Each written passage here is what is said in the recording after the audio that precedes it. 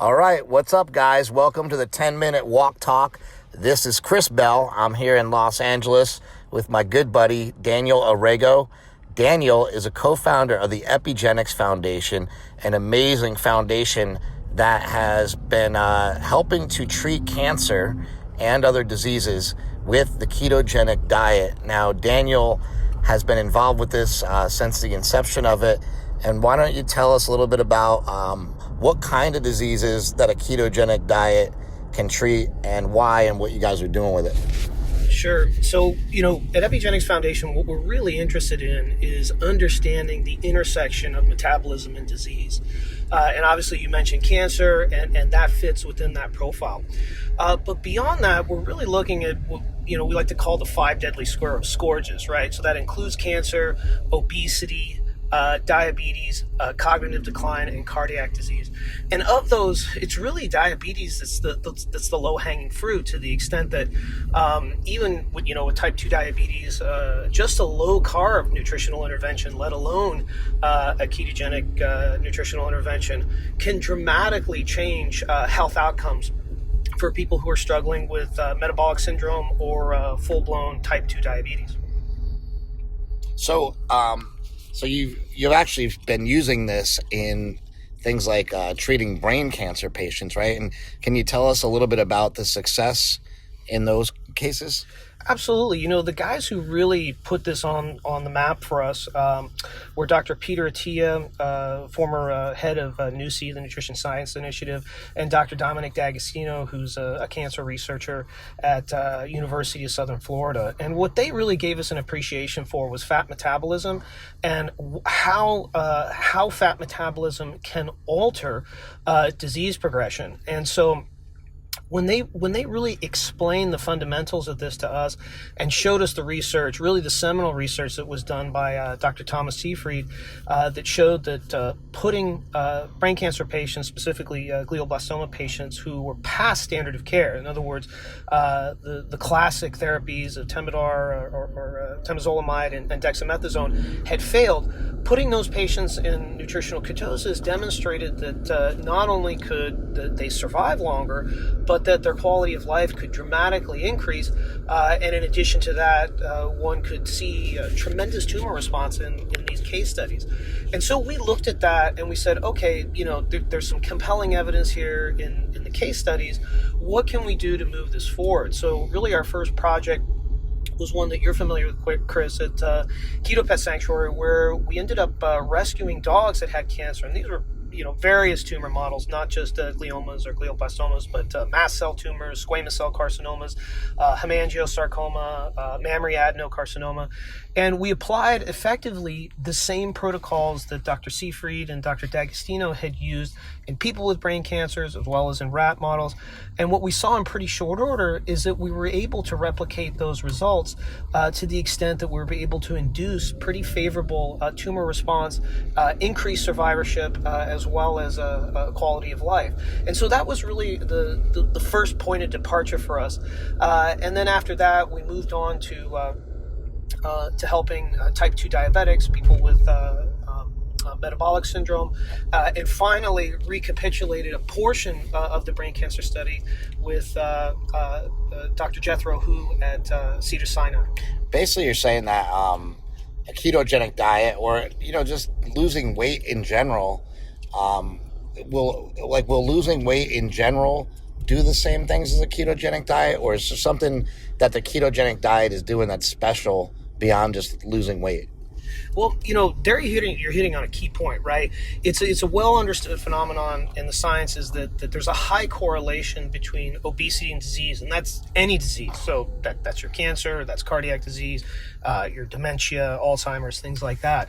The flip side of that is there's a pretty well understood or well recognized perspective on the value of controlling calories, and there's a lot of ways to do that.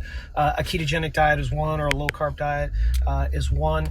And, what we've seen with the longitudinal studies is that, the people who are able to control calories not only live longer, but appear and behave more youthful when they are older. Wow. And that's true not just for humans, but for any primate, for a flatworm, a bird, a dog. So that's almost a universal constant across organisms, across species. Let's get a little practical knowledge here, because let's go with things that people can apply right now. So we just did 5 minutes on a bunch of shit that's probably over people's head. Now, how can we apply this to people? So let me ask you a question. Sure. A lot of people on a ketogenic diet, they'll lose a bunch of weight and then they just get stuck. Sure. What do you recommend when somebody just gets stuck, and why do they get stuck? Well, that's true of almost any nutritional intervention, whether it's low carb, ketogenic, high protein, paleo, vegan. And typically it's because whatever nutritional intervention is being employed, it's so dramatic so as to not be sustainable. Additionally, a lot of times people are concerned about losing weight, and it would be very powerful if people could evolve their thinking to go beyond losing weight. In other words, making the number on the scale go down and asking themselves the question, what do I need to do to repartition my body composition? In other words, what I really want to be doing is gaining lean muscle mass and losing fat mass. So becoming more muscular and leaner concurrently.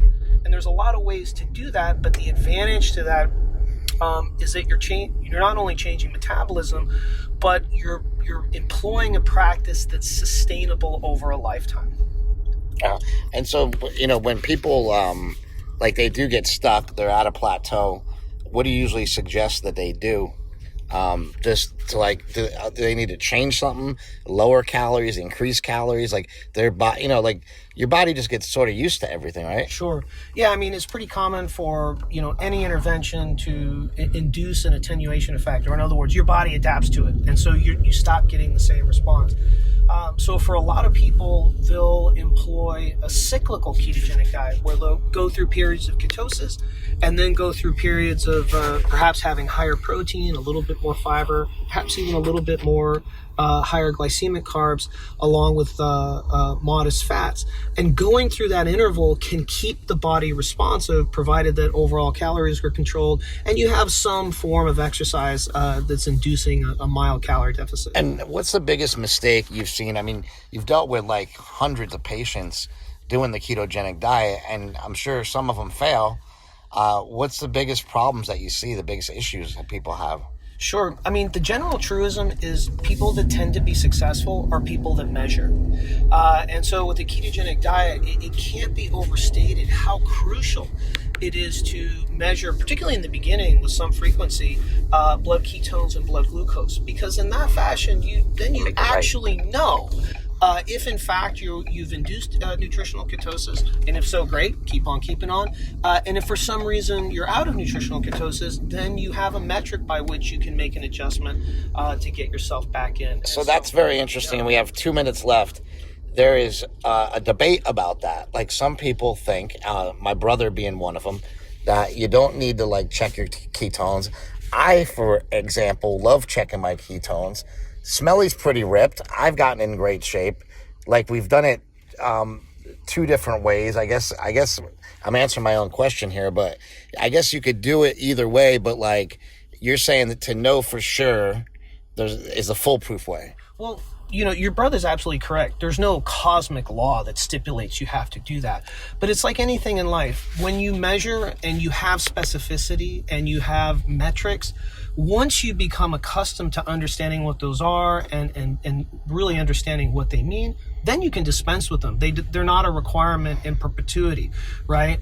But in the beginning, to have those numbers at your disposal is incredibly empowering because it's a form of self-accountability. You love exogenous ketones. You talk about them all day long.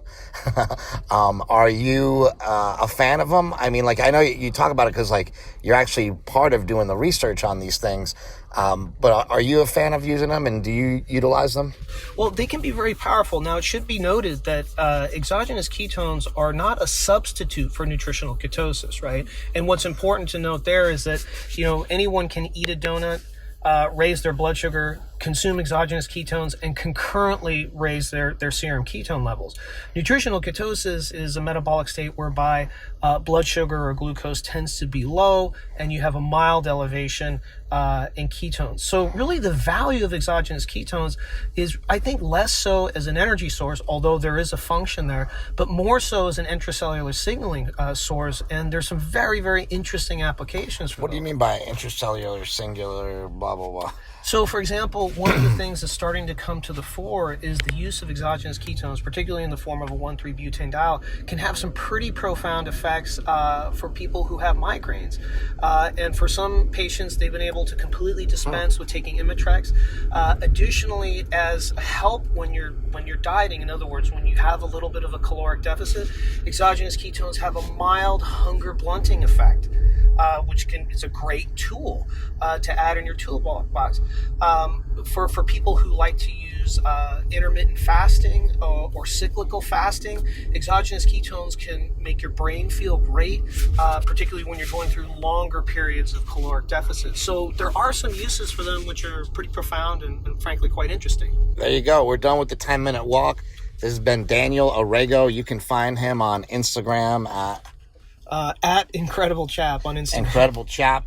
But mainly you can check out his work at Epigenix. Foundation.org. Epigenixfoundation.org. They're doing amazing things. Thank you, Daniel. Thank you, Chris. This was Later.